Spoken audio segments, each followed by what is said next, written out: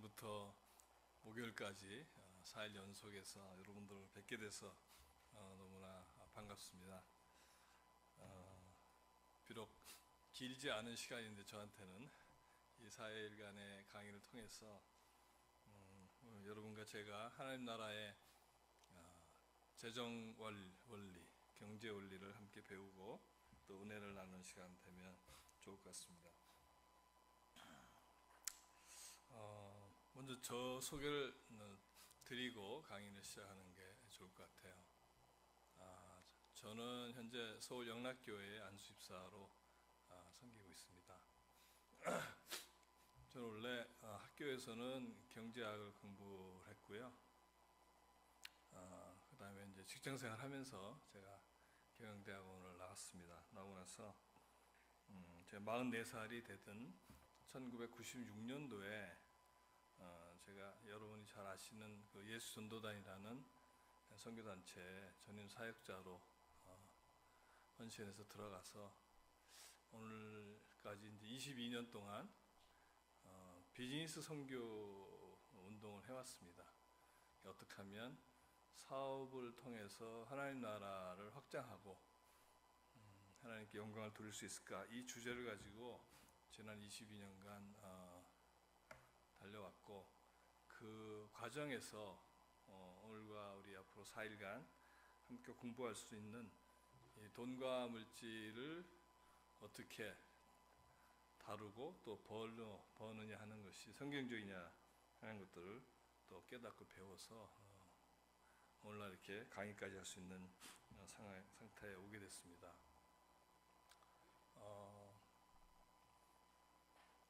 저는 지난 96년부터 22년 동안에 그 전에는 제가 직장 생활을 이제 14년을 한 상태에서 22년 동안 페이스 미션이라고 해가지고 예수전도단은 수입이 고정되지 않은 상태에서 하나님이 공급하시는 방식을 그냥 따라가는 삶을 이렇게 살아왔는데, 지난 2016년이죠. 보니까 제가 사역에 헌신한 지가 20년 되는 해였어요. 그래서 20년 되는 해에 지난 20년간 저희 삶에 어떤 일이 일어났었는지를 이렇게 돌아보는 시간을 가졌습니다. 생각해 보니까 지난 20년 동안에 한 평범한 남자를 하나님이 부르셔서, 또 그 부르셨을 때 순종하고 하나님이 부르시는 그 길을 걸어가 보니까 저한테 굉장히 놀라운 일이 20년 동안 일어났었더라고요. 제가 그 20년 동안에 기업체를 4개를 설립해서 경영을 했고, 또 기독교 사역단체를 3개를 또 설립했고, 또 학교를 2개를 설립해서 운영을 했더라고요. 그러니까 어떻게 보면은 그냥 평범하게 직장 생활을 했었으면 결코 경험하지 못했을 여러 가지들을 20년 동안 하나님을 따라가는 삶을 살다 보니까 할 수 있었다는 것을 제가 말씀드릴 수 있습니다. 제가 왜 말씀드리냐면 여기 보니까 이제 굉장히 젊은 분들도 많이 계시고, 또 오늘날 우리들의 수명이 굉장히 길어졌잖아요. 하나님 은혜로. 그래서 아마 여기 많은 분들은 아마 100세나 110세 이렇게까지 사실 분들이 여기 다 많이 계신데, 이제 인생이 이제 어떻게 보면 굉장히 많이 남아 있기 때문에 이제 여러분들이 이제 지난 앞으로 4일간 공부하겠지만 길게 보고 눈앞만 이렇게 쳐다보는 것이 아니라 인생의 긴 흐름을 보면서 인생의 계획을 세우고 실천해 나가는 것이 참 중요하다, 이런 것들을 말씀드리고 싶습니다. 그래서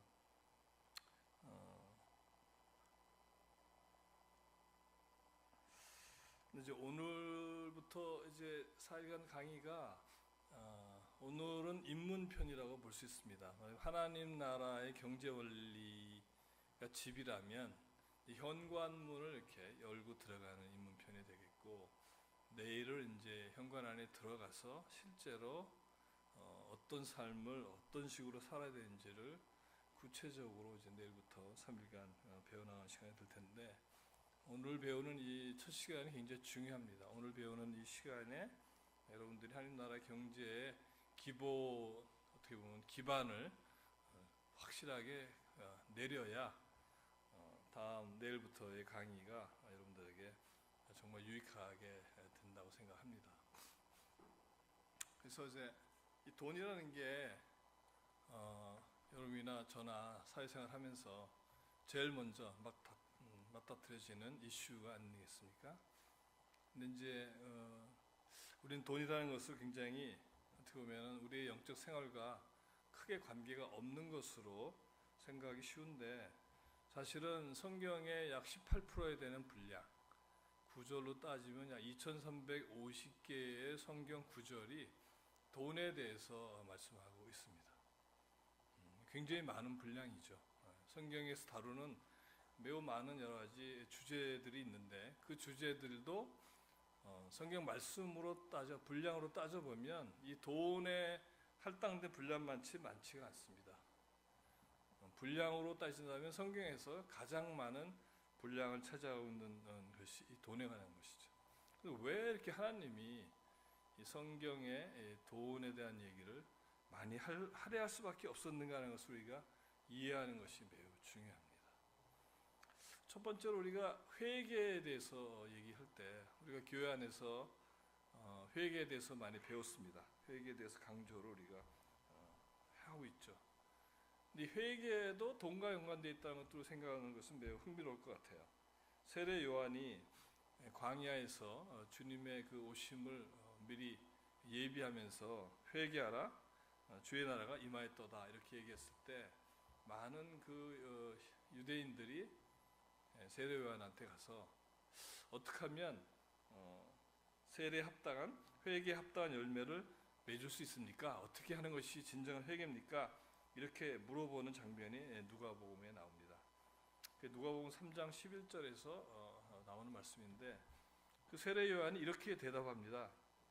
온전한 회개에 대해서 대답하여 이르되, 옷 2벌 있는 자는 옷 없는 자에게 나눠줄 것이요, 먹을 것이 있는 자도 그렇게 할 것이니라. 굉장히 구체적인 내용이죠. 옷이 2 있는 사람은 없는 사람에게 주고, 먹을 것이 넉넉한 사람은 넉넉하지 못한 사람에게 줘라. 이게 회개라고 얘기하시고, 또 이어서 이르되 부과된 것 외에는 거두지 말라. 세금을 그 당시에 세리들이 원래 규정된 것보다 더 넘치게 부과해서 이제 가난한 사람들을 이제 착취하는 것도 있었는데, 결국 이것도 돈 얘기 아닙니까? 결국 부과된 것 외에 거두지 말라는 돈 얘기를 하고 계시고, 또 이어서 사람에게서 강탈하지 말며 거짓으로 고발하지 말고 받는 급료를 족한 줄 알아. 너희들 지금 받고 있는 그 월급이 족한 거야. 더 이상 욕심을 내지 말어. 이게 회개다. 이렇게 얘기하고 있는 것이죠. 그러니까 우리가 생각하는 회개라는 것이 우리가 어떤 영적인 문제나 어떤 세상적인 문제로 이슈가 있었을 때 조용한 방에 들어가서 주님 앞에 우리의 죄를 자백하는 것도 회개지만, 성경은 뭐라 얘기하냐면 이 물질을 어떻게 온전하게 다룰 수 있느냐, 이걸 다루지 못한다면 온전한 회개가 아니다, 이렇게 말씀하고 계시다는 것을 이해할 필요가 있고, 또 중요한 주제가 되는 저 구원이라는 이 이슈에 대해서도 마찬가지로 누가복음에서 말씀하고 계시는데,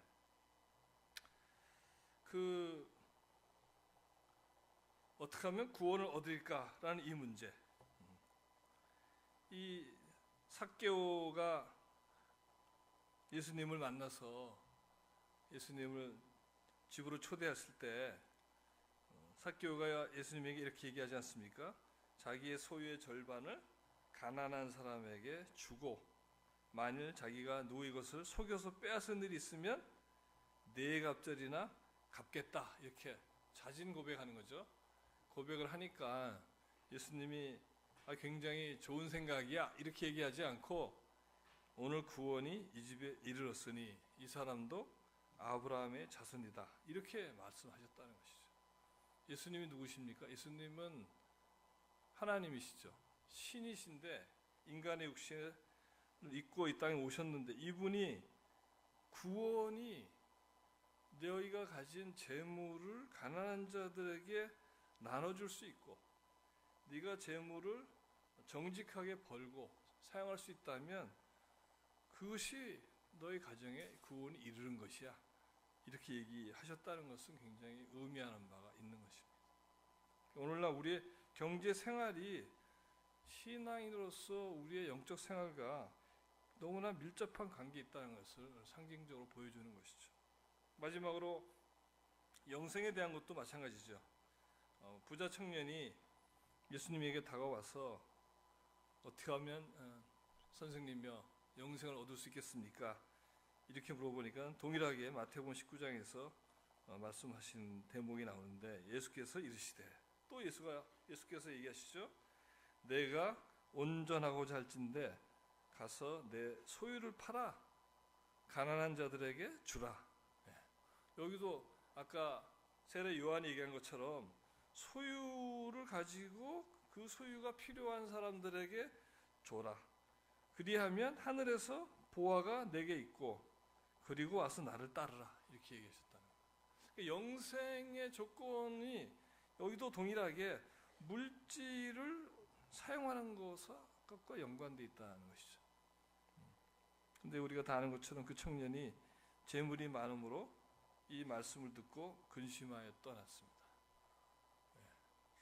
그러니까 우리는 믿음으로 구원을 받아 하나님께 큰 은혜를 입은 자이긴 한데, 이 말씀이 진리라면 우리가 온전한 영생을 얻고자 한다면 우리의 경제 생활이 이 예수님의 말씀을 따라서 진행돼야 되는 것이 매우 중요하다는 것이죠. 그런 면에서 여러분이나 저가 이 세상에서 돈을 벌고 사용하는 것이 우리의 영적 생활과 얼마나 밀접한 것인지를 이해한 다음에 여러분들이 돈을 사용하기 시작한다면 여러분의 경제 생활은 영적 생활이 되는 것입니다. 근데 그런 의식이 없이, 그런 인식이 없이 그냥 세상 사람들과 동일하게 아무런 이런 것에 대한 중요성을 깨닫지 못하고 만약 여러분들이 돈과 물질을 사용한다면 매우 유감스럽게도 어쩌면 우리는 온전한 회개가 아닌 자일 수도 있고, 우리는 구원을 정말 받은 건지, 우리는 영생할 자격을 갖춘 것인지를 의심해 볼 필요가 있다는 것입니다. 그런 면에서 이제 우리는 정말 예수님을 믿는 하나님의 자녀인지를 한 번씩 돌아보는 시간을 갖도록 하겠습니다.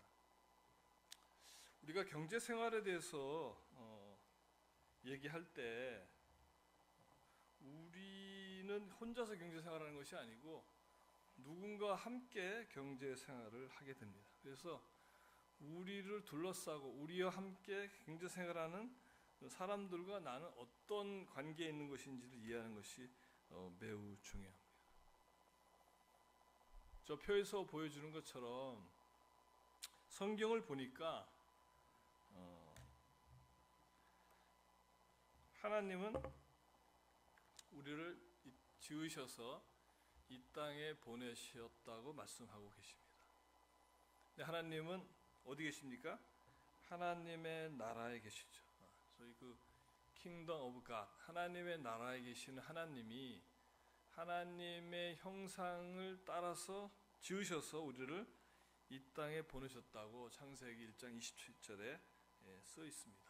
근데 우리는 하나님의 나라로부터 어디로 보냄을 받았냐 하는 것을 아는 것이 중요한데, 여러분과 제가 발을 딛고 사는 이 대한민국 여기는 영적인 관점에서 봤을 때는 하나님의 주인 노릇하는 하나님의 나라가 아니고 킹덤 오브 사탄, 사단이 왕 노릇하는 세상에 우리가 와서 살고 있다는 것을 알 필요가 있는 것입니다.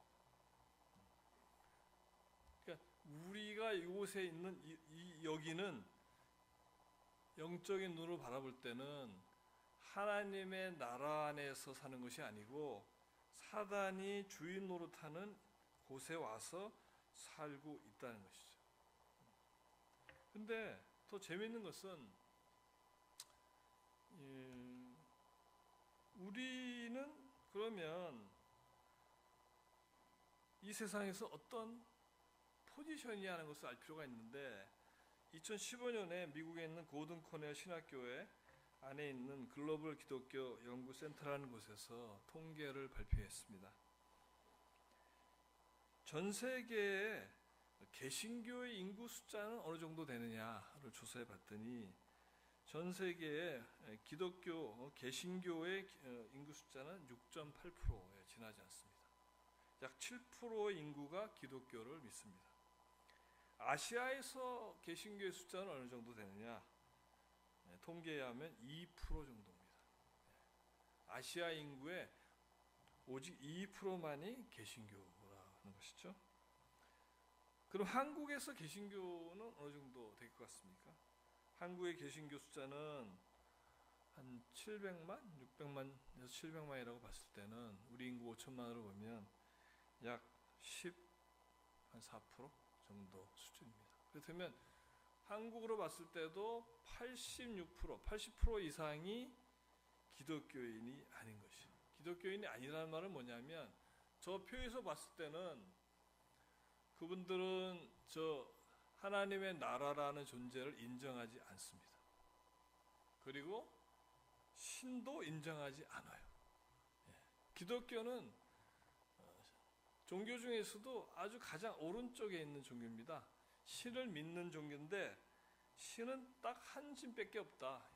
유일하신 하나님 여호와 한 분밖에 없다고 믿는 매우 오른쪽에 있는 종교인데 우리를 둘러싸고 우리가 매일매일 경제 활동을 하는 상대방, 우리의 고객일 수도 있고 직장 동료일 수도 있고 우리 거래처일 수도 있는 그분들은 사실은 80% 이상이 저것을 믿지 않는 분들이에요.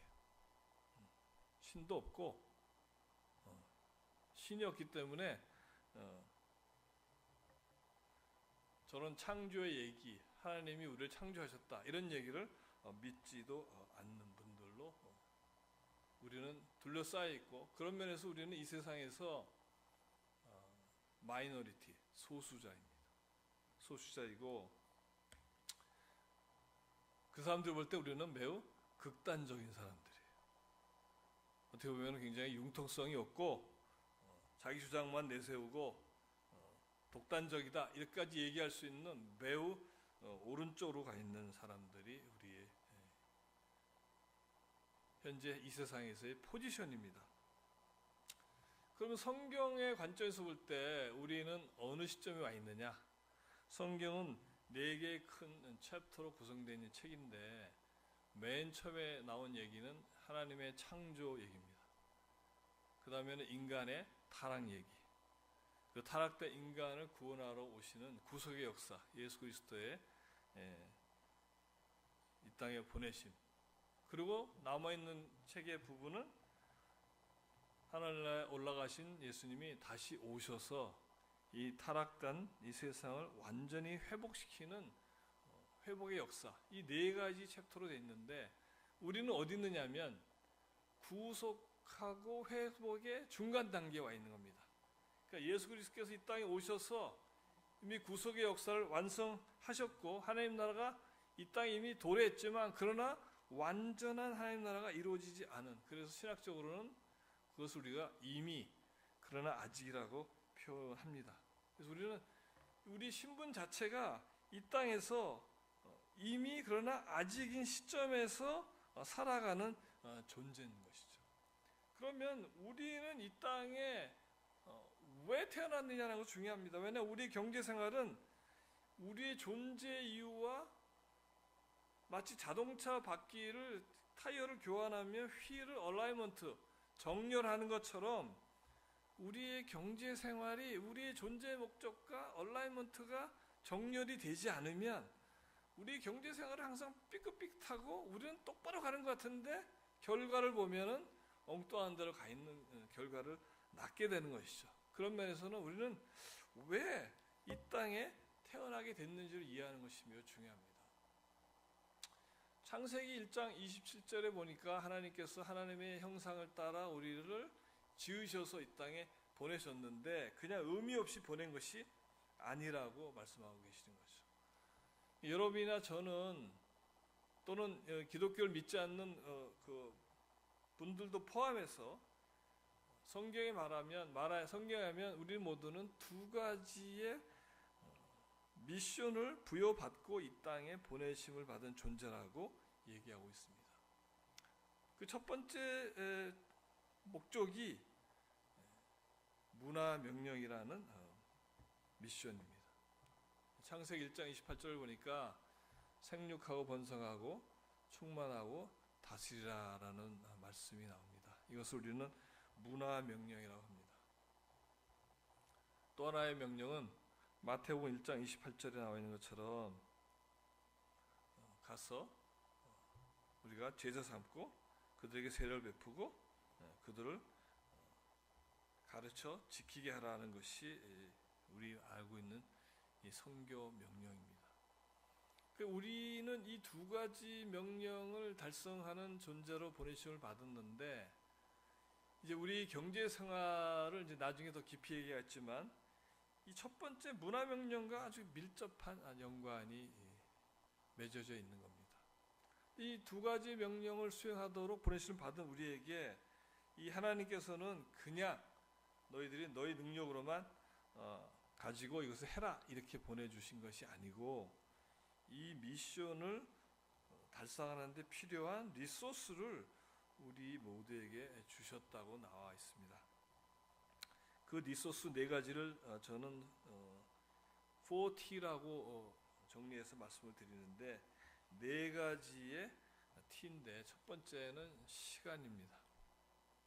여러분과 저는 길이는 사람마다 차이가 있을 수 있겠지만 시간이라는 리소스를 받은 존재들이고 두 번째는 탤런트, 재능이라는 것을 우리가 하나님으로부터 받고 이 땅에 왔습니다. 또 그 재능도 사람마다 다르지만 그 재능이 우리의 어떤 노력으로 얻어진 것은 분명히 아닌 것이죠. 우리가 태어났을 때 이미 우리 안에 재능이 부여된 상태로 온 것이고요. 또 세 번째 T는 트레저러라고 그러는데 이것은 물질입니다. 우리가 이 세상을 살 때 하나님은 우리가 이 명령을 달성하는 데 필요한 물질을 주셨습니다. 네 번째 T는 트로스, 진리의 말씀인데 이것은 성경의 말씀입니다. 우리에게 주어진 이 시간과 이 재능과 물질을 가지고 말씀을 나침반 삼아서 우리의 삶의 여정을 걸어가면서 두 가지의 미션을 수행하도록 부르심 받은 존재가 우리라는 것을 우리가 명백히 이해하고 동의가 되어야 되는 것입니다. 그런데 여기서 아까 말씀드렸던 이 소위 문화명령에서의 이 문화라는 것이 구체적으로 뭘 의미하는지를 이해하는 것이 매우 중요한 것 같아요. 여러분이 한류 문화 이렇게 우리가 얘기를 하는데 한류 문화라는 것이 사실 한마디로 딱 정의를 내리기가 쉽지 않을 겁니다. 말하는 사람마다 뭐 K-팝도 한류 문화요, 뭐 여러 가지를 드라마도 한류 문화고 여러 가지를 얘기할 수가 있겠죠. 여기서 얘기하는 이 문화라는 것이 도대체 뭐냐는 것을 아는 것이 매우 중요해요. 왜냐하면 우리는 이 문화 명령을 이루도록 부르심을 받은 사람이기 때문에 그렇습니다. 삼성에 가면 삼성 문화가 있습니다. 제가 지난 10년간 삼성전자하고 사업을 했습니다. 제가 최근에 한 사업은 여러분들이 사용하시는 그 핸드폰에 들어가는 내장형 안테나를 제조해서 납품했습니다. 옛날에는 핸드폰에 보면 이렇게 안테나가 밖에 있었지 않습니까? 근데 오늘날 보니까 안테나가 다 사라졌어요. 근데 안테나가 없으면 핸드폰이 아닙니다. 안테나가 있어야 통신이 됐는데 그 왜 없어졌느냐? 안으로 다 안테나가 내장되도록 기술이 발전돼서 그 안테나를 인터널 안테나, 안에 있는 안테나, 인터널 안테나, 인테나라고 부르는데, 그 인터널 안테나를 저희가 최초로 개발해서 삼성전자에 제가 납품을 했습니다. 제가 10년간 삼성의 무선사업부에 안테나 부분에 1, 2등을 놓치지 않고 납품한 사람입니다. 아마 여러분들이 갤럭시 핸드폰을 지난 10년간 쓰셨다면 아마 제가 만든 안테나를 가지고 통화를 하셨을 것이 확실합니다. 제가 사업을 그만둘 때는 제가 1년에 1억 2천만 개의 안테나를 삼성전자에 납품을 했습니다. 여러분들은 스케일이 크신 것 같아요. 1억 2천만 개. 얼마나 많은 숫자인지 감이 안 오시겠지만, 삼성 가면 삼성이 아주 독특한 문화가 있어요. 그런 문화 때문에 삼성전자가 세계적인 기업이 되는 거거든요. 생각해 보면 여러분 개개인 가정도 가정마다 다른 문화가 있습니다. 왜냐하면 우리 인간은 하나님의 형상을 그대로 영어로 보니까 God's-like, 하나님의 형상을 그대로 따라서 지음받은 존재고, 이 땅에서 하나님의 그 창조 명령을 수행하는 자이기 때문에 우리는 어디 가든지 자연스럽게 문화라는 것을 만들게 돼 있어요. 다 그게 매우 자연스러운 겁니다. 근데 여기서 말하는 문화 명령은 도대체 뭐냐? 그런 면에서 어떤 문화를 만들라는 거 생각하십니까, 여러분들은? 어떤 문화를 만들라는 거예요? 우리가 어디서부터 어디로 보냄을 받았느냐는 걸 아까 말씀드렸는데, 그걸 이해한다면 결국 하나님께서 우리에게 하신 이 문화 명령이라는 것은 뭐냐면, 하나님 나라의 문화를 사단이 왕노릇하고 있는 이 현실의 세계에서, 그 하나님 나라의 문화가 이 현실에, 사단이 왕노릇하는 이 현실의 세계에 전파되고 확산되는 역할을 감당하라는 게 문화 명령인 거예요. 그러니까 우리는 어딜 가든지 하나님 나라의 문화를 만들어 가지고 그것을 그 내가 있는 그곳에서 왕성하게 하고, 그것이 흘러가게 하고, 그걸 통해서 그 사단이 지배하는 그 나라가, 그 지역과 그 공간이 하나님이 지배하는 하나님 나라로 변화되는 일을 감당해라. 이게 우리가 받은 명령입니다. 그러니까 우리의 경제 생활은 어떻게 돼야 되느냐? 우리의 호주머니에 있는 이 물질, 이 돈을 우리가 사용하는 결정을 매일 하는데, 이 물질이 궁극적으로 이 하나님 나라의 문화를 이 땅에 이루는 일에 쓰여지는지 여부가 핵심인 거예요. 그런 관점에서. 이거를 생각하지 않고 쓴다면 매우 불행한 결과를 맞게 되는데, 그럼 좀 더 구체적으로 그런 하나님 나라의 문화는 정확히 뭐냐는 거죠. 하나님 나라의 문화는 뭡니까? 하나님 나라 문화. 네, 사랑, 정의, 평화, 공평, 이런 게, 이게 하나님 나라의 문화예요. 그러니까 돈을 우리가 벌고 쓰는데, 버는 방식이나 돈을 사용하는 데 있어서 그 모든 경제적 활동의 모든 행동이 이 하나님의 문화, 가치, 사랑과 정의와 평등과 공평을 이루는데 기여할 수 있느냐? 이게 엄청나게 중요하다는 것이. 그래서 여러분들이 내가 돈을 벌고 쓰는 그 모든 그 순간마다 이것을 생각할 수 있고, 이것이 하나의 기준이 돼서 여러분들이 경제생활을 할 수 있다면, 여러분은 나중에 하나님 앞에 갔을 때 정말 착하고 충성된 종이라는 얘기를 들을 수가 있는 것입니다. 우리가 한번 이걸 한번 보시죠. 이게 우리 문화에 관련된 거기 때문에 한번 보여드리는 겁니다. 우리는 중산층 이 나라의 허리에 해당되는 아주 중요한 계층이죠. 그 중산층을 우리는 어떻게 생각하느냐 하는 것이 매우 흥미로워요. 한국인의 중산층 개념은 뭐죠? 부채 없는 아파트 30평 이상 소유, 월급이 500만 원 이상, 자동차는 2000cc급 중형차 이상, 예금 잔고 1억 원 이상, 해외여행 연 1회 이상. 이게 직장인 대사안에서 설문해가지고 뽑았다는 자료인데 다 돈 얘기입니다. 우리나라 사람들은 중산층 문화 그러면 저 정도 경제적 여력을 확보한 사람이 중산층이라고 보는 거예요.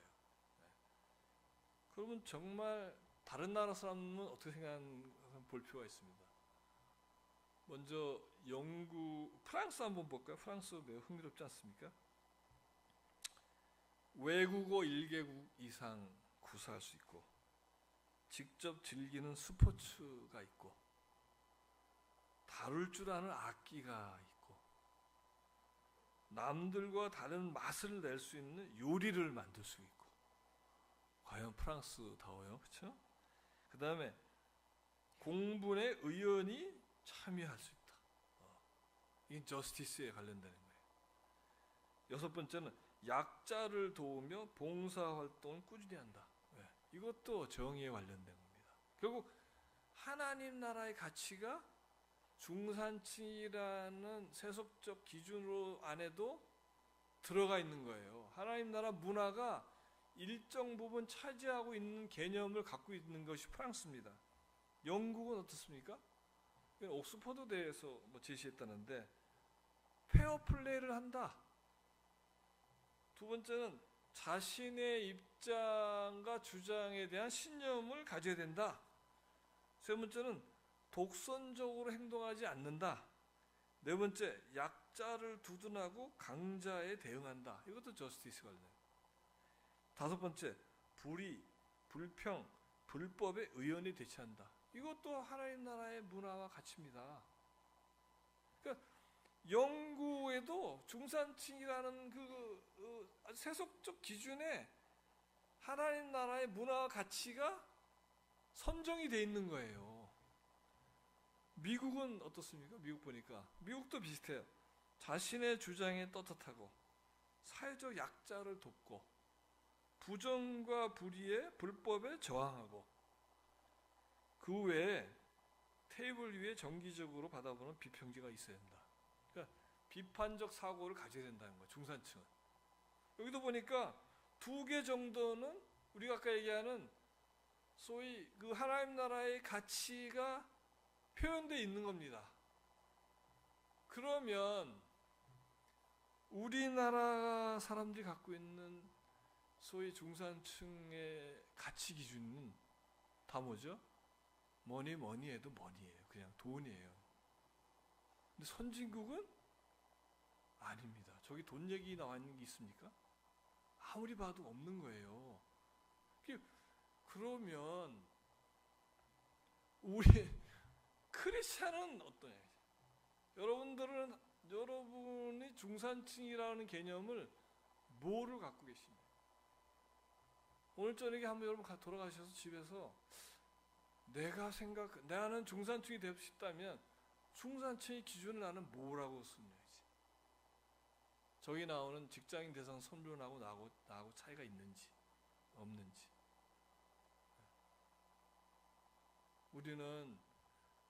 우리 크리스찬으로서 우리는 뭐를 추구해야 되느냐? 우리는 뭐를 지향해서 나가야 되느냐? 우리는 무엇을 위해서 살아가야 되느냐는 문제를 생각을 다시 해볼 필요가 있어요. 제가 저걸 보면서 느끼는 거는 우리나라의 기준은 너무 병들어 있다는 것이죠. 극단적으로 병들어 있어요. 어떻게 한 가지도 문화가 없지, 저 속에. 저게 오늘날 우리가 이 사회에서 겪고 있는 많은 문제의 원인입니다. 그래서 우리 사회가 돈 하면서 돈을 향해서 달려가고 있지 않습니까? 근데 성경은 다른 어떤 종교도 제시하지 못하고 보여주지 못하는 아주 독특한 세계관을 여기서 보여주고 있습니다. 우리가 이 땅에 그런 목적을 가진 자로서 보내심을 받아서 그 목적을 이루어야 되는데, 성경 뭐라고 얘기하면 히브리서 9장 27절에 한 번 죽는 것은 사람에게 정해진 것이요 그 후에는 심판이 있으리라는 말을 하십니다. 이게 뭐냐면 우리는 다 죽습니다. 여러분과 나는 올 때는 순서가 있었지만 돌아가는 순서는 없어요. 그래서 우리가 이 땅에서 일평생 살다가 저 선이 죽음의 선인데 죽음의 선을 넘어서 어디로 돌아가죠? 하나님이 왕노릇하시는 하나님의 나라, 우리 고향으로 다시 돌아간다고 말씀하고 계시는데, 그냥 돌아가서 주님의 품에 들어가면 좋겠는데 주님의 품에 들어가기 전에 심판대 앞에 선다고 우리에게 말씀하고 있습니다. 뭘 가지고 심판합니까? 심판해서 결국은 뭐냐면 어떤 사람은 하나님과 영생의 세계로 들어가고 어떤 분들은 영벌을 받아서 불못에 던져진다, 이렇게 성경에 쓰여 있는 것입니다. 잘 생각해 보십시오. 저 그림을 믿는 사람은 아까 우리가 얘기한 것처럼 대한민국의 16%도 안 되는 거예요. 대한민국의 84%의 사람은 저 그림 자체를 부인합니다. 아니, 죽으면 끝이지. 죽음 이후의 세계가 어디 있어? 죽음 이후의 세계라는 건 없어. 그냥 우리는 이 땅에 태어나면 여기서 사는 동안이 다야. 그러니까 이 땅에 살 때 최대한 많이 누리고 즐기고 하는 것이 우리의 인생의 목적이지, 죽고 난 다음이라는 것은 존재하지 않기 때문에 생각할 필요가 없어 라고 하는 사람들이 여러분과 같이 일하거나 여러분과 거래하거나 하는 사람들입니다. 여러분들 그 속에서 그 사람들은 전혀 믿지도 않고 동의하지도 않는 저 세계관을 가지고 살아가는 사람이어야 되는 거예요. 어떤 세계관? 우리는 이 땅에 아주 짧게, 일평생이라는 것은 한 인간이 이 땅에서 살아가는 시간입니다. 기간. 어떤 사람은 30년, 어떤 사람은 50년, 어떤 사람은 80년이 되겠지만 영원이라는 시간을 바라볼 때는 너무나 짧은 시간이에요. 여기 짧게 있다가 돌아가서 이 우리 지으신 하나님과 영원한 삶을 산다는 게 우리 기독교인이 갖는 독특한 세계관인데, 이게 반영되는 경제생활이냐 이게 반영되지 않는 경제생활이냐가 엄청난 차이를 만들어낼 수밖에 없다는 것입니다. 그렇다면 이 심판대 앞에서 뭐를 가지고 심판받을 것 같습니까?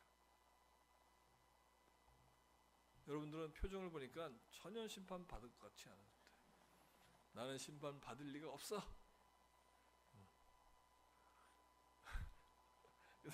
유감스럽게도 성경이 진리라면 예외 없이 다 이 앞에 가서 쓴다는 거죠. 그럼 뭘 가지고 심판하실 것 같냐는 거죠. 뭘 가지고. 어떤 분은 내일 갈 수도 있고요. 죄송하지만 어떤 분은 한 달 뒤에 갈 수도 있고, 심판대 앞에 서는 시간은 아무도 모르는 거예요. 근데 가면 다 심판을 받는다고 나오는데, 그럼 우리가 뭘 가지고 심판받을 것인지를 알고 그거에 대해서 대처하는 것이야말로 지혜로운 사람이거든요. 제가 생각할 때는 심판의 기준은 공평할 수밖에 없지 않습니까? 결국은 우리에게 본래 주어진 그 사명, 그 문화명령과 성교명령을 어떻게 이루었느냐가 결국 우리의 심판의 기준이라고 저는 보는 거예요. 그 문화명령은 아까 말씀드린 것처럼 그 하나님 나라의 그 가치, 그 문화를 이 땅에 확장하는 것이 문화명령인데, 그 문화명령을 우리가 막 맛보면은 우리가 알면 사랑을 경험하고 우리가 정의를 경험하고 우리가 공평을 맛보고 하면 우리가 아는 거예요. 이거 너무나 귀한 가치라는 것을. 그래서 이 가치를 나 혼자서 향유하고 나 혼자만 누리기에는 너무나 귀하고 좋은 거기 때문에 이것을 맛보지 못한 사람에게 이걸 전해야 되겠구나 라는 게 전도고요. 그 전도의 그 익스텐션, 확장이 국경을 넘어가고 문화를 넘어가는 게 선교입니다. 결국 하나님 나라의 가치를 경험한 사람이 그것을 경험하지 못한 사람에게 전하고자 예루살렘과 사마리아 땅끝까지 나가는 그게 전도와 선교의 역사거든요. 그러니까 우리가 이 심판대 앞에 섰을 때 우리가 우리 삶 동안에 부여받은 그 많은 시간, 그 귀한 달란트, 그 많은 물질을 가지고 도대체 너는 일평생 그 동안에 이 문화명령과 선교명령을 위해서 뭘 했느냐가 우리의 심판의 기준이 될 것입니다. 그렇다면 우리의 경제생활은 너무나 자명하다고 저는 봐요. 우리의 경제생활은 우리가 무엇을 하든 간에 어디서 어떤 직업을 가지고 무엇을 하든 간에 결국 우리의 포커스는 어떻게 하면 나의 이 삶이 붙어있는 이 순간, 이 동안에 나에게 주어진 그 모든 걸 동원해 가지고 이 명령을 수행해 나갈 것이냐 라는데 집중이 돼야 된다고 그런 것이죠.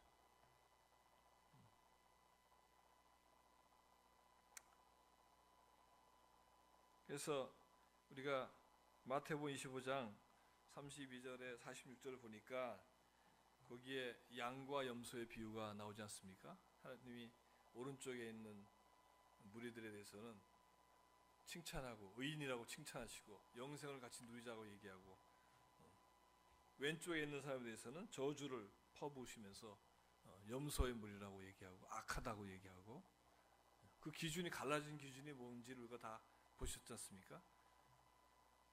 이 땅에 있는 동안에 가난하고 어렵고 외롭고 힘든 사람들 위해서 그들이 얼마나 무엇을 행동을 통해서 컨트리뷰션 했느냐를 가지고 그 염소와 양으로 구분되는 거예요.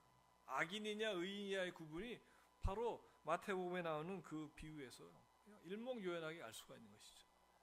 그래서 우리의 경제생활은 궁극적으로 이 영생과 영벌, 심판대 앞에서 영생과 영벌로 갈리는 이것을 항상 염두에 두고 경제생활을 해야 우리의 경제생활이 정말 바른 경제생활이 될 수 있는 것입니다. 근데 이 하나님의 나라에 대해서 한 번 더 제가 말씀을 드리면, 예수님의 제자들이 예수님과 동행하는 그 시기에 예수님께 물어보죠. 예수님, 하나님 나라는 어떤 나라입니까? 이렇게 물어본 것이죠. 너무 신기하잖아요. 신이신 그 하나님이, 예수님이 이렇게 인간의 육신을 입고 옆에서 계시는 거예요. 같이 식사도 하고. 근데 그분한테 이분이 하나님인 걸 이 제자들이 알아요. 예수님이. 그러니까 이분한테 물어봐요. 신이시여, 신이 살아계셨던 그 하나님 나라는 어떤 나라입니까? 이렇게 물어보니까 예수님이 마태복음 13장 44절에 비유를 들어서 설명하는 내용이 나오는데, 그 중에 재미있는 비유가 밭에 묻힌 보화 얘기를 하십니다. 뭐라고 얘기하냐면, 하나님 나라는 어떤 사람이 길을 지나가다가 밭에 보화가 묻혀 있는 것을 발견하고 집에 달려가서 모든 재산을 팔아서 그 밭을 사는 거야. 이렇게 얘기하셨다는 거예요. 하나님 나라 얘기를 했더니 예수님 뭘 얘기하시냐면 비즈니스 얘기하고 있어요. 비즈니스. 하나님 나라가 비즈니스라는 거예요. 어떤 비즈니스냐? 사고 파는 비즈니스를 얘기해요. 뭘 팔아서 뭘 샀냐? 전 재산을 팔아요. 전 재산을 팔아서 뭘 샀습니까? 밭을 사요. 근데 밭에 뭐가 있습니까? 보화가 있다. 보화가. 그러니까 밭에 있는 보화를 사는데 재산을 다 들여서 보화를 산다. 아니, 제가 예를 들면 이게 핸드폰이라고 치면 이 핸드폰을 제가 100만 원 주고 삽니다. 그럼 100만 원을 주고 핸드폰을 산다는 얘기는 뭐냐면 이 핸드폰이 100만 원 또는 100만 원보다 더 이상의 가치가 있다고 내가 판단하기 때문에 제가 100만 원을 내는 거예요. 그렇지 않습니까? 이 천국교회에서 보니까 전 재산이 있는데 전 재산과 보화가 있는 거예요. 그러니까 전 재산을 다 팔아서 보화를 샀다는 얘기, 이 보화가 이 사람이 갖고 있는 전 재산보다 더 가치가 있는 거예요. 이 보화가 뭐냐는 거죠. 이 보화가 아까 말씀드렸던 하나님 나라의 가치요, 하나님 나라의 문화인 거예요. 그러니까 결국 이렇게 이해하면 되는 겁니다. 여러분들이 호주머니에 돈을 가지고 이 돈을 어딘가에 사용하는데 그 사용하는 것이 하나님 나라의 그 가치와 문화를 이루는 일에 그 물질이 쓰여지는 그 순간 하나님의 나라가 여러분의 경제 생활 안에 그 순간 임한다는 거예요. 결국 크리스찬의 경제 생활은 우리가 하는 것에 따라서 매 순간마다 하나님 나라를 경험하는 경제 생활을 할 수가 있는 거예요. 이게 엄청난 겁니다. 우리가 그냥 돈을 사용하는데 이게 그냥 우리의 어떤 욕구를 만족시키는 데만 단순히 쓰여지는 것이 아니고 이 물질이 하나님의 나라를 그 가치를 이루는 데 쓰여지는 그 순간 우리 인생에 우리 삶 가운데 그 하나님의 나라가 임한다는 거예요. 임한다는 거예요. 그래서 그거를 위해서 우리 보러 기도하라고 주기도문을 우리에게 가르쳐 주시고 여기 써 있네요. 그냥 보니까 뭐라고 나오냐 주기도문에 하늘에 계신 우리 아버지 이름을 거룩하게 하시며 아버지 나라가 오게 하시며 왜? 이게 주님이 우리에게 뭐라면 야 너희들 매일매일 기도해. 그 기도할 걸 내가 가르쳐 줄게. 그게 주기도문이에요. 근데 거기 보니까 아버지 나라가 오시며 그러니까 하나님 나라를 오게 하라. 누가? 내가 언제? 매일 매 순간 뭘 통해서? 너의 경제 행위를 통해서 네가 돈을 어떻게 사용하느냐에 따라서 이 주기도문이 우리 삶에 그냥 이루어지는 거예요. 하나님 나라가 그 순간 나에게 임하는 것이고 아버지의 뜻이 하늘같이 땅에서도 이루어지게 해서 누굴 위해서 누굴 통해서? 나를 통해서. 그러니까 저 문화 명령이라는 것이 매일매일의 나의 경제 활동을 통해서 이루어진다면 하나님의 나라가 그 순간 나의 삶에도 들어올 뿐만 아니라 하나님의 뜻이 내가 있는 그곳에서 하늘에서 이루어진 것 같이 땅에도 이루어지는 역사가 일어난다는 것이죠. 그래서 우리가 나는 어떤 존재로 지음을 받았고 나는 무엇을 이루는 미션을 가지고 살아야 되는 사람인지를 깨닫고 우리가 경제생활을 할 수만 있다면 사실 우리가 죽고 나서 하나님 나라에 가서 하나님을 경험하는 것보다도 먼저 이 땅에 사는 이 기간 동안에도 충분히 하나님 나라를 경험하는 그런 삶을 살 수가 있는 것이죠. 이 문제를 우리가 마음속 깊이 명심하셔야 되는데 이거는 시간이 없기 넘어가고 매우 흥미로운 이 얘기를 같이 해보도록 하겠습니다. 이제 하나님이 우리 하나님의 자녀들에게 이 세상에 살아가는 경제에 대해서 큰 교훈을 주고 계시는데 그 교훈은 흥미로운 이 얘기를 통해서 제공됩니다. 우리가 주목해야 될 첫 번째 흥미로운 이야기는 아브라함의 그 100세에 낳은 아들 이삭과에 관련된 얘기입니다. 여러분 다 아시는 것처럼 그 노년에 낳은 그 이삭을 제물로 바치라고 하시는 하나님의 그 명령이 있었죠. 사실 말이 안 되는 명령 아닙니까? 어떻게 자식을 제물로 바치라고 얘기할 수 있겠습니까? 근데 더 흥미로운 것은 그 말도 안 되는 하나님의 명령을 이 아브라함과 이삭이 순종했다는 것이죠. 이 말씀이 이루어졌던 시기에 이삭의 나이는 아마 티네이저 정도 됐을 거예요. 적어도 한 14살, 5살 이상은 됐을 것이고, 그리고 아브라함의 나이는 115세나 114세. 그러니까 이 성경 말씀을 보면 아브라함이 이삭을 데리고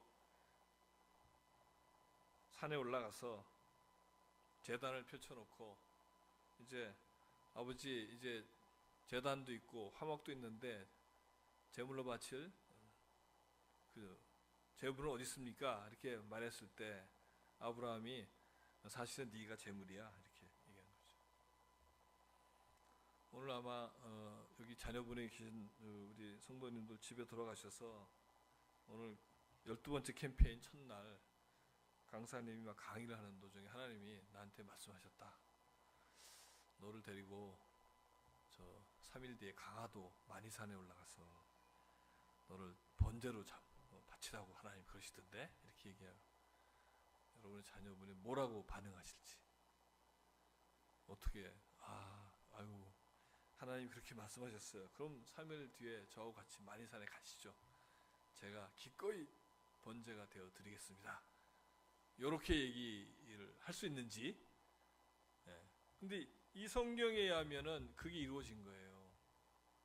이삭이 자진해서 제단 위에 누웠기 때문에 번제를 드릴 수 있는 준비가 된 거죠. 그래서 아브라함이 이삭을 이제 제물을 바치려면 죽여야 되니까 죽이려고 하는 순간에 천사가 말리고, 그 다음에 여러 장면을 우리가 다 익히 아는 바인데, 그 사건 이후에 어떤 일이 있었습니까?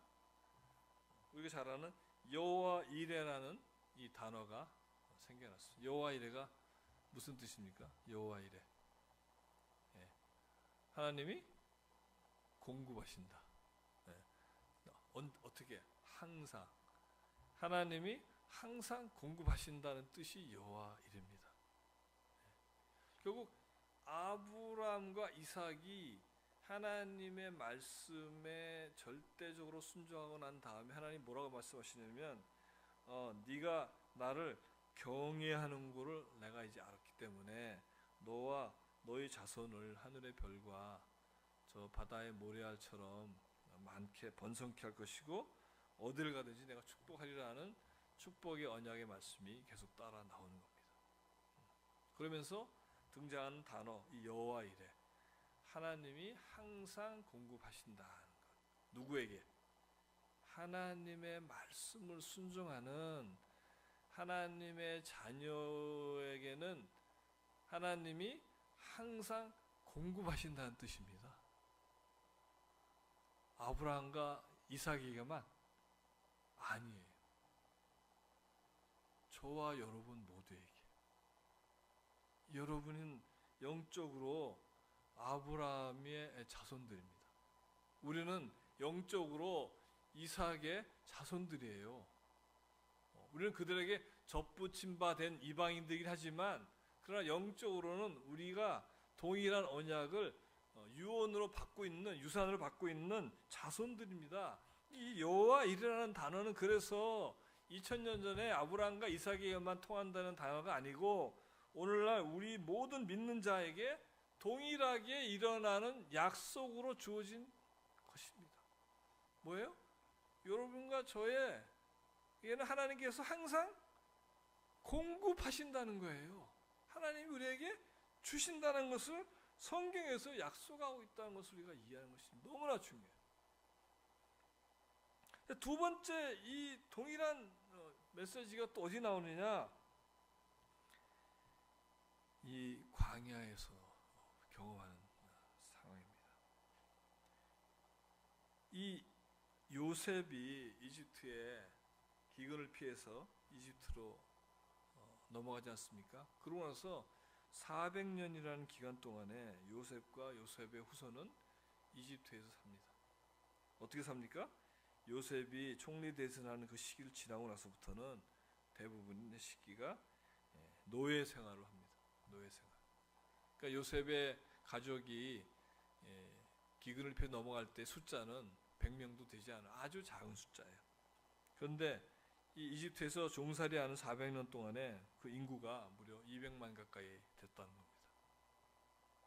근데 이 400년 동안 나타나지 않으셨던 이 여호와 하나님, 야훼 하나님이 등장하시죠.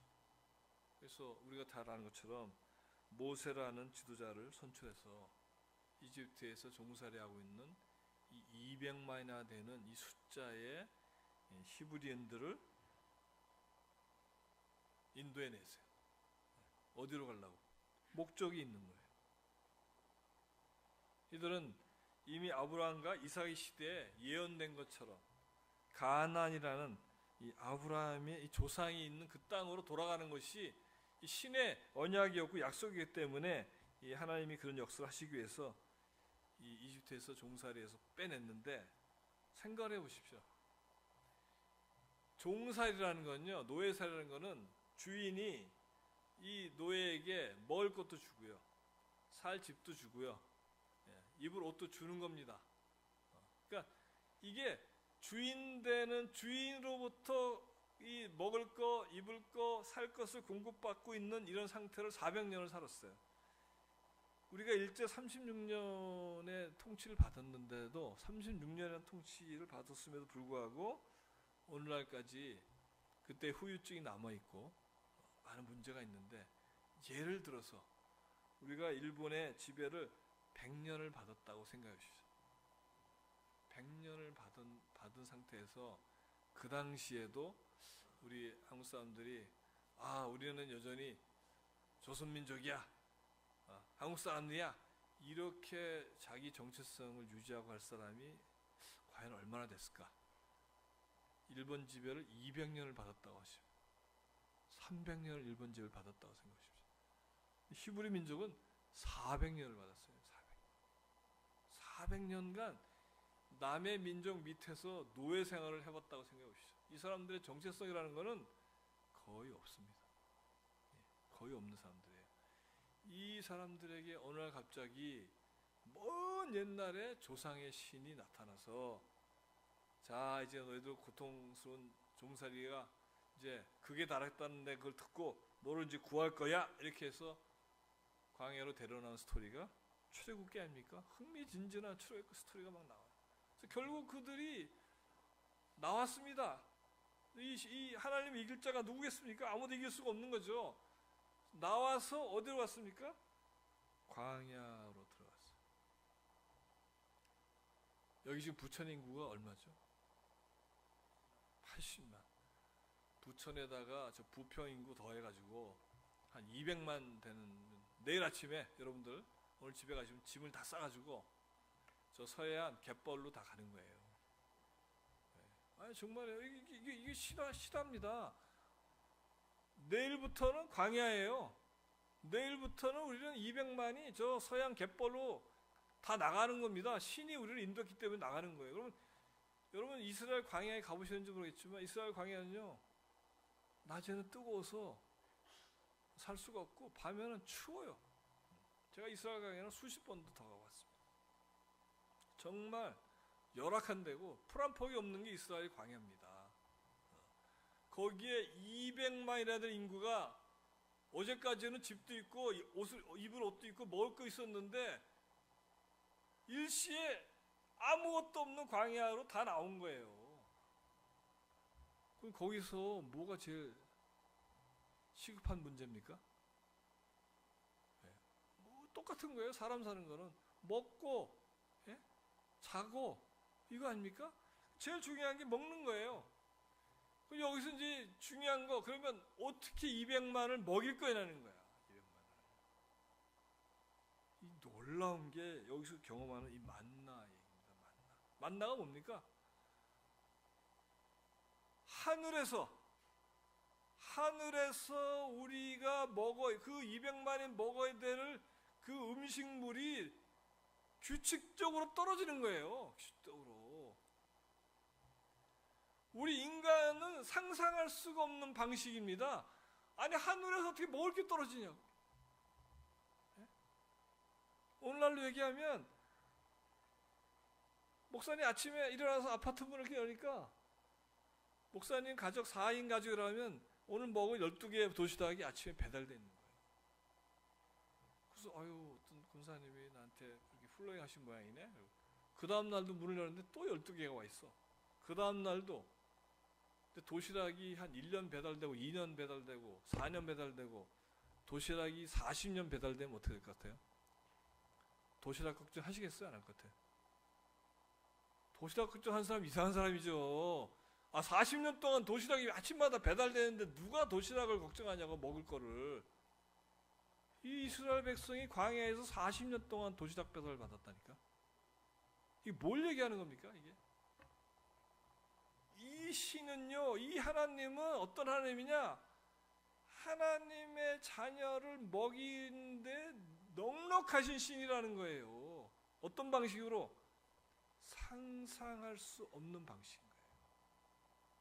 우리는, 여러분과 저는 생각이 이 박스 안에 딱 들어있습니다. 우리는 우리 머리 계산으로 내 수입이 뭐 월 300만 원 뭐 이렇게 하고 생활 빼고 못 빼면 아이고 이거 가지고 나는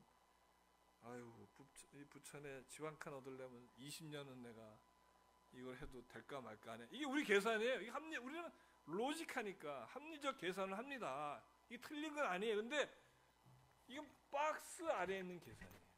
근데 우리가 믿는 신은요, 박스 안에 계신 분이 아니에요. 박스 밖에 계신 분이라니까?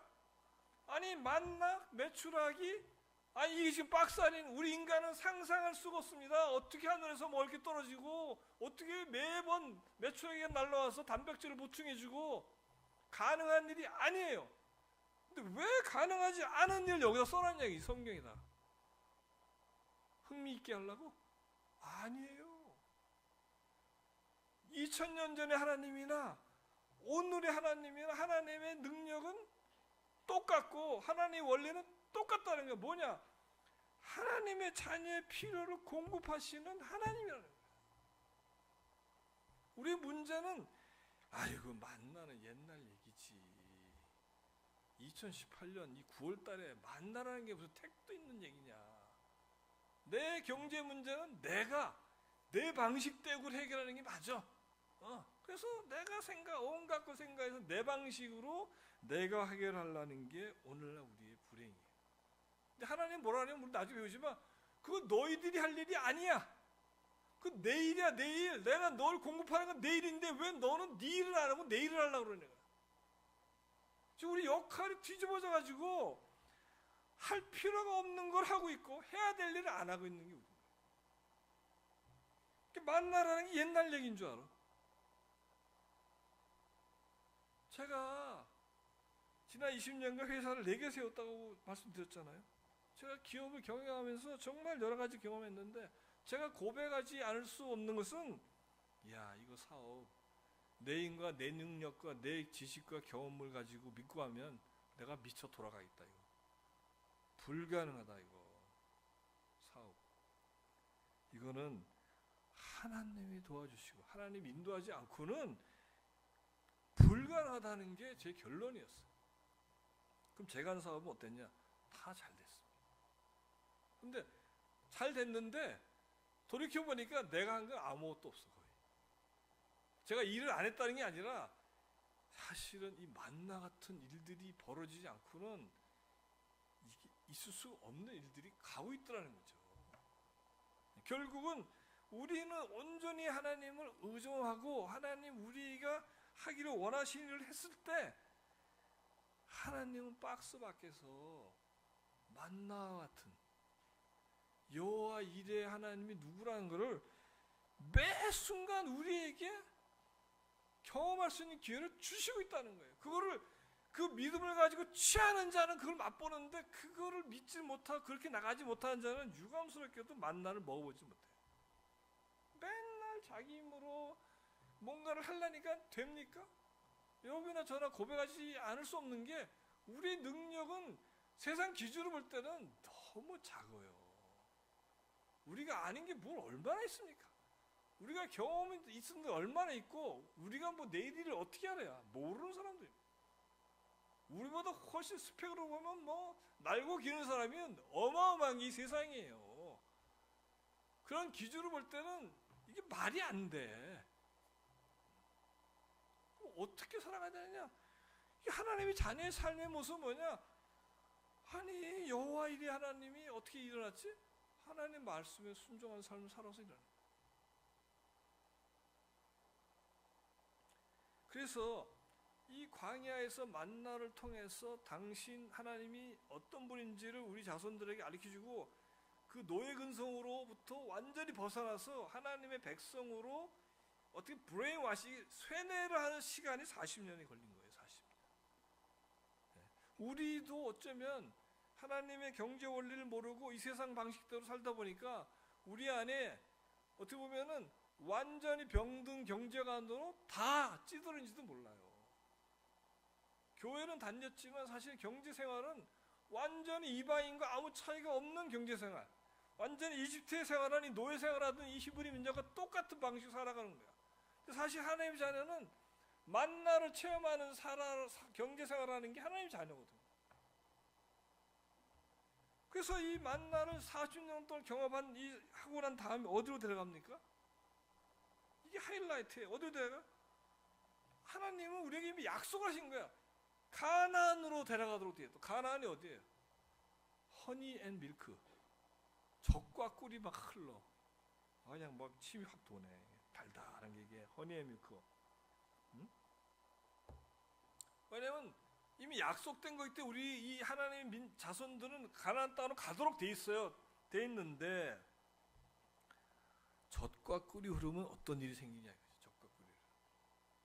아까 우리가 얘기한 그 중산층 기준이 일단 그걸 한번 봅시다. 여러분에게 저 중산층 기준이 이루어졌어. 아파트도 있고 뭐 차도 있고 현금도 막 있고 하나님 필요하세요? 저 중산층이 다 이루어졌어. 이제 여러분들 다 교회가 텅텅 빌 것 같아.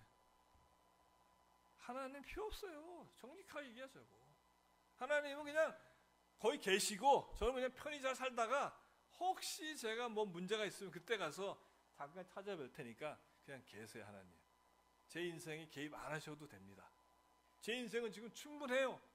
지금 전 중산층이에요. 돈도 많고 지금 빵빵해. 뭐 걱정이 없어요. 그냥 계시면 돼. 이게 젖과 꿀이 흐르는 상태인 거예요. 그럼 무슨 문제가 생깁니까? 하나님과 멀어집니다.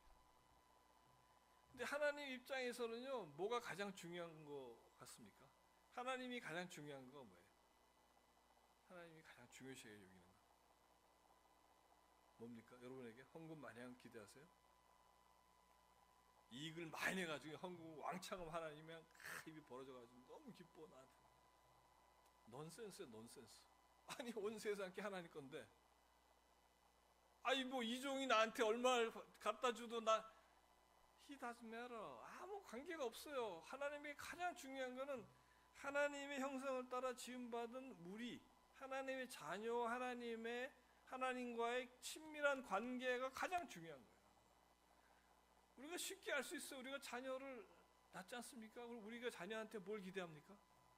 자녀가 나한테 뭐 열심히 돈을 벌어가지고 뭐 매달 나한테 용돈으로 한 얼마씩 주면 그걸 기대합니까? 아니잖아요. 우리가 자녀와 부모가 늘 사랑하는 관계로 늘 친밀하게 잘 지내는 거 그게 가장 우리가 부모로서 바라는 거 아닙니까? 하나님도 마찬가지잖아요. 그래서 이런 문제가 발생하는 거 되면 이거 안 되겠네. 그래서 그 관계를 보호하기 위한 장치가 광야에 나오는 거예요. 그게 뭐예요? 그게 율법이에요, 율법. 율법이라는 것은 하나님의 자녀가 하나님으로부터 멀어지고 하나님이 약속하신 그 복을 못 받는 상태로 가는 것을 보호하기 위해서 이거는 지켜. 이것만 지키면 내가 너에게 약속한 모든 것을 내가 너가 이루어지겠다는 장치로 한 거예요. 거기에 나오는 게 그 헌금과 11조에 대한 얘기도 똑같은 거예요. 근데 그 율법의 첫 번째 계명이 뭡니까? 내 앞에 다른 신을 두지 말라. 이 우상에 대한 우상 숭배. 그러면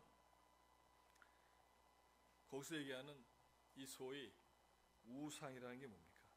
여기 보니까 내가 만든 신과 결별하다. 오늘 저희 이 메시지와 아주 직접 연관되는데, 우리는 우상을 뭐라고 생각합니까? 저 조계사 대웅전에 있는 아미타불 좌상, 아미타불 이 우상입니까? 아니면 뭐 저 삼각산에 있는 열심히 기도하면 아들을 낳게 해준다는 그 아주 효과가 많은 그 바위? 우리가 아까 암송한 마태복음 6장 24절을 보니까 이 세상에서 하나님과 맞짱을 떠서 주인 자리를 다툴 만한 존재가 하나밖에 없다고 얘기하는 거예요. 그게 뭐였습니까? 그게 만몬인 거예요. 만몬. 돈. 네, 우상은 돈입니다. 하나님 앞에 돈을 세우면 안 된다는 거예요. 돈을. 근데 그림에서 보는 것처럼 하나님은 신부가 되고 하나님은 신랑이 되고 난 신부가 돼서 늘 부부가 친밀한 관계를 유지해야 되는데, 저 중간에 만몬, 물질, 돈이라는 게 딱 들어가면 관계가 단절이 됩니다. 그래서 물질을 숭상하는 것은 영적 간음이 되는 거예요. 영적 간음이 되는 겁니다. 그러니까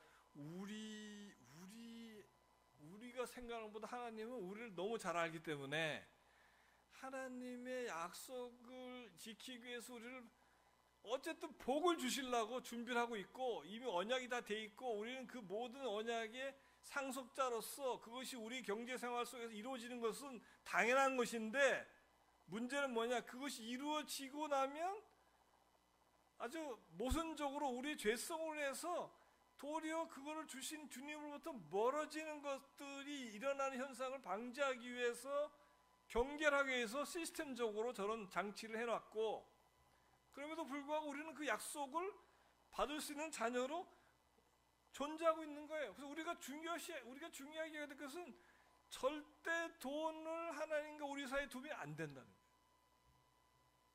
돈을 절대로 앞세워서는 안 된다는 것이, 그렇기 때문에 결국 우리는 어떤 삶이 대비되느냐?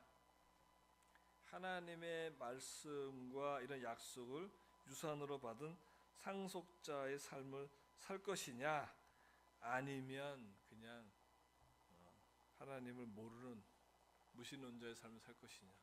그런 면에서 우리가 선택할 수 있는 선택지는 이론적으로는 저기서 보이는 세 가지인데 실제적으로는 두 가지밖에 없는 거죠. 여기 나오는 이제 이 얘기나 똑같습니다. 우리가 여기 보니까 변화와 성숙을 위한 캠페인이다. 그래서 변화의 방향은 무엇이고 성숙한 경제생활은 무엇이냐라고 질문했을 때, 저 표에 나오는 모델 1, 2, 3에서 우리가 무엇을 선택하느냐가 변화의 방향입니다. 마태복음 6장 24절을 보니까 한 사람이 두 주인을 섬기지 못하고 하나를 사랑하면 하나를 미워하게 되고, 하나를 중하게 여기면 하나를 가볍게 여기게 된다. 이렇게 되어 있습니까? 우리는요, 둘 다를 선택할 수가 없어. 그러니까 저희 중간에 보이는 모델 2번, 하나님과 만몬을 다 섬기는 것을 우리는 바라지만 저건 불가능한 거예요. 왜 불가능하냐? 하나님이 불가능하다고 했기 때문에 불가능한 거예요. 네. 근데 잘 생각해 보면 거의 대부분의 사람들은 저걸 하고 싶어. 요때는 하나님이 주인이고 요때는 돈이 주인이 되면 좋겠어. 근데 그건 불가능하고, 그러면 선택지는 이제 두 개밖에 없어요. 1번이냐 3번이냐. 근데 1번은 뭐냐? 나의 주인이 돈인 것이. 우린 저런 사람들을 소위 배금주의자, 물질을 숭상하는 사람들. 근데 아까 얘기한 것처럼 이방인들, 86% 이상의 이방인들, 또는 많은 수의 크리스찬이 실제적으로는 경제적 삶에 있어서 저 만몬을 주인으로 섬기고 사는 것이 현실이 아닌가 싶은 거죠. 근데 하나님 우리가 뭐라고 얘기하시냐? 3번을 선택하기를 기대하신다는 거예요. 뭐죠? 우리의 주인이 하나님이시다 라는 것을 우리가 확실히 해주기를 바라요. 경제생활에 있어서. 그래서 저거는 근데 숫자가 매우 작습니다. 크리스찬의 숫자가 작지만 크리스찬 중에서도 실제로 경제생활에서 저 3번 모델을 선택하는 숫자는 더 작아요. 그래서 하나님이 우리에게 경제생활에 입문하는 사람으로서 우리가 첫 번째 결정해야 될 것이 바로 저 선택이에요. 어떤 선택이냐? 우리의 주인은 하나님이시고 우리는 하나님을 사랑하고 그럼 뭘 미워한다 그랬죠? 반대되는 걸 미워하는 거예요. 물질을 미워하는 거예요. 물질을 중하게 여기지 않습니다. 우리는 물질을 가볍게 여겨요. 뭘 중하게 여깁니까? 하나님을 중하게 여기게 되는 거예요. 그럼 물질은 뭐냐? 물질은 우리의 종이에요. 우리는 하나님의 종이지만 물질이 우리의 종이 돼야 돼요. 우리는 물질을 명령하는 자고 물질을 컨트롤하는 자의 자리에 있어야 되는 거지, 우리가 물질 쫓아다니고 물질에게 우리가 그 물질을 갈구하고 물질을 뭐랄까요? 탐하고 이런 존재가 아니에요. 물질은 그냥 nothing이야. 그냥 명령받고 움직이는 존재일 뿐이라고. 우리는 그들을 명령할 수 있는 능력을 키워야 되고 명령을 해야 되는 존재일 뿐이에요. 그래서 우리는 하나님의 말씀을 듣고 하나님의 말씀을 그대로 순종하는, 원리대로 순종하는 자세가 필요한 것이에요. 우리가 내일부터 배울 건 바로 이거예요. 원리가 뭐고 어떻게 순종한다는 것이 뭐냐는 것을 내일부터 배우겠지만, 그게 우리에게 유익이 되려면 이거에 대해서 먼저 내가 정확하게 결론을 내야 되는 거야. 나는 하나님의 종이고 나는 하나님을 주인으로 선택했어. 그럼 뭐야? 물질은 내 종 노릇하는 거야. 그래서 나는 물질을 앞으로 관리하는 자로 그를 체크하고 그를 컨트롤하는 것이 나의 역할이 되는 겁니다. 이것이 마태복음 6장 24절에 나와 있는 말씀이었기 때문에 제가 이름을 붙여서 624 모델이다, 이렇게 외우기 쉽게 624 모델. 여러분 얼마나 좋습니까? 625도 있는데 624도 있습니다. 624는 이게 경제생활에 하나님을 주인으로 삼아야 되는구나. 그렇다면 결론은 뭐냐? 우리의 삶은 하나님 나라의 의와 문화와 가치를 최우선순위로 두고 살아가는 겁니다. 그러면 우리가 그것을 최우선으로 두면 그것을 경험하게 돼요. 우리가 하나님의 사랑을 경험하고 하나님의 그 정의와 공평하심과 하나님의 그 온유하심과 그 공고하심과 이런 것들을 다 경험하게 됩니다. 그러면 이 마태복음에 나오는 그 무엇을 마실까 먹을까 입을까 모든 사람이 염려하고 걱정하는 이 부분은 뭐라고 얘기하시냐? 그건 너에게 주어진다는 거예요. 뭐처럼? 여호와 일의 하나님이시기 때문에, 만나를 공급해 주신 하나님이시기 때문에 하나님 나라와 그 일을 먼저 구하고 하나님 나라의 가치를 구하는데 경제생활을 초점을 맞출 수 있고 거기다 우선순위를 둔다면 상속자로서 하나님의 축복에 하신 그 약속을 경제생활에서 경험하면서 우리의 이런 필요들이 우리 삶에 내가 노력하는 게 아니라 그분이 채워주는 것을 경험하는 것이 우리의 삶이 되어야 되는 것이죠. 근데 유감스럽게도 많은 크리스찬과 또 이방인들은 이 하나님의 진리를 모르기 때문에 하나님 나라와 그 문화와 가치를 이루는 일에 우선순위를 두지 않고 도리어 거꾸로 아침부터 저녁까지 돈을 어떻게 벌지? 돈을 어떻게 하면 빨리 벌지? 라는 데 관점을 두고 무엇을 먹을까 마실까 이렇게 사는 거죠. 그러니까 인생이 고달프고 피곤하고 소망이 없고 미래가 안 보이고 암담한 겁니다. 왜? 자기의 그 조그만 힘으로 사단이 왕노릇하고, 그 사단이라는 게 어떤 존재입니까? 악한 존재입니다. 악한 존재가 왕노릇한 이 거짓이 만연된 세상 속에서 그 힘없는 개인이 자기 지식과 능력으로 자기의 이 모든 문제를 해결하겠다고 나오는 그 순간 그 인생은 선택을 잘못했기 때문에 그냥 힘든 거예요. 안정이 없는 겁니다. 근데 하나님의 경제는 그게 아니거든요. 계속 여기서 얘기하시면 하나님의 경제 신비는 그게 아니고 우리가 먼저 그 나라와 의를 구하는 그 세상은 돈을 보고 돈 하고 이렇게 달려가는 거예요. 머니 뭐 해도 머니만 있으면 다 된다고 생각하고 돈을 얻게 나가는데 하나님 우리가 그렇게 말씀하시지 않고 그건 이방인들이 사는 거야. 너희들은 뒤로 돌아 180 돌아가지고 돈은 저기 있는 거고 하나님 나라 문화와 가치가 무엇입니까? 우리는 그것을 위해 살겠습니다. 나에게 주어진 모든 시간과 에너지와 달란트와 모든 물질을 거기에 사용하는데 최우선으로 둔다면 그 이방인들이 쫓아내는 그 물질은 내가 뭘 하는 게 아니라 하늘에서 만나가 떨어지는 것처럼 우리 경제생활에 공급되는 걸 경험하는 거예요. 이게 크리스찬인 거예요. 이거를 경험을 못 하시니까 힘든 거고요.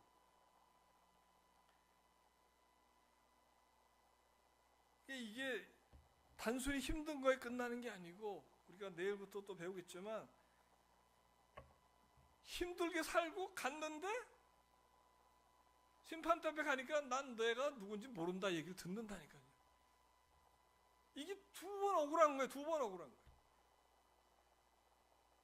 그래서 오늘 첫 시간이기 때문에 우리가 여기까지 하는데 오늘 여러분들 확실히 오늘 돌아와 생각해 보실 것은 나는 모델 1번을 믿는 사람인지 모델 3번을 믿는 사람인지를 돌아봐요. 교회에 30년 나왔다고 모델 1번, 3번이 아닙니다. 정말 나는 하나님이 나의 주인인 것을 인정하고 믿느냐. 여러분들 이 해답을 가지고 내일 오시면 그러면 이 모델 3번 624 모델을 자기의 모델로 선택한 사람들은 그럼 구체적으로 어떻게 사는 것이냐 하는 것을 내일 계속해서 하도록 하겠습니다. 이게 첫 시간이 굉장히 어떻게 딱딱하고 지루할 수도 있는데 끝까지 같이 해주셔서 감사합니다.